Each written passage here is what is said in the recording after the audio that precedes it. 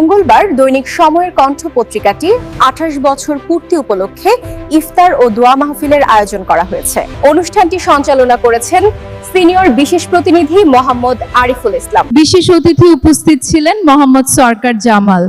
উপস্থিত ছিলেন দৈনিক সময়ের কণ্ঠ পত্রিকার ব্যবস্থাপনা সম্পাদক মোহাম্মদ জাকির হোসেন। প্রধান অতিথি হিসেবে উপস্থিত ছিলেন মোহাম্মদ আলমগীর গনি, মহাসচিব, কেন্দ্রীয় নির্বাহী পরিষদ, জাতীয় সাংবাদিক সংস্থা। বিশেষ অতিথি উপস্থিত ছিলেন মোহাম্মদ সরকার জামাল। উপস্থিত ছিলেন দৈনিক সময়ের কণ্ঠ পত্রিকার ব্যবস্থাপনা সম্পাদক মোহাম্মদ জাকির হোসেন। সভাপতিত্ব করেন দৈনিক সময়ের কণ্ঠ পত্রিকার চেয়ারম্যান সম্পাদক মোহাম্মদ বোরহান হাওলাদার জসিম। প্রধান অতিথি বক্তব্যে বলেন, সাংবাদিক হলো জাতির বিবেক, সমাজের দর্পণ।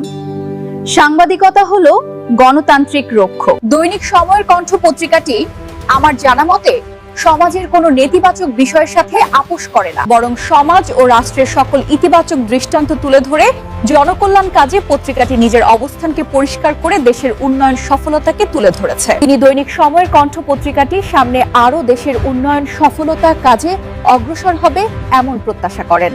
বিশেষ অতিথি বক্তব্যে বলেন, সমাজের দর্পণ হিসেবে দৈনিক সময়ের কণ্ঠ সব খবর তুলে ধরে গণতান্ত্রিক সেবা দিবে। অনুষ্ঠানে আরো বক্তব্য রাখেন বিভিন্ন সাংবাদিক বৃন্দ, মোহাম্মদ শাহিন মিয়া, সাদ্দাম হোসেন, মোহাম্মদ এনামুল মিয়া এবং প্রমুখ। অনুষ্ঠানের সভাপতি বক্তব্যে বলেন, সাংবাদিকতা হলো সমাজের দর্পণ, যা সত্য ও বস্তুনিষ্ঠ তথ্য সাহসিকতার সাথে জনগণের সামনে তুলে ধরে গণতন্ত্রকে রক্ষা করা। তিনি আরো বলেন, সাংবাদিকতা হলো সমাজের অন্ধকারে আলো ফেলা, তাই সাংবাদিককে জাতির বিবেক বলা হয়। সাংবাদিকতা করলে অনেক বাধার সম্মুখীন হতে হবে, তাই বলে অন্যায়কে প্রশ্রয় দেওয়া যাবে না।